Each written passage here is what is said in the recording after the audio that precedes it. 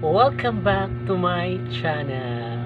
This is yours, Baby Jimu. At this is Love and Coach here. At muling nagbabalik. Magandang umaga sa ating lahat. Bakit nga ba paulit-ulit nating tinatanggap ang isang taong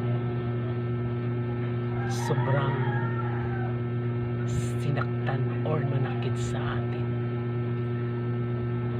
Kahit anong sakit na pinaramdam sa'yo, parang baliwala lang ito para sa'yo.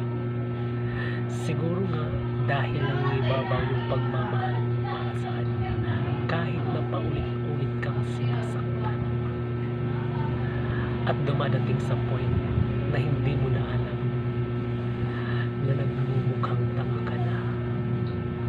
Siguro dahil sa pagmamahal mo or dahil sa samahan mo na ayaw mo mawala siya. This is yours, Love and Coach here, Baby Jim, at nagsasabi sa inyo, magandang umaga sa ating lahat. Thank you for watching and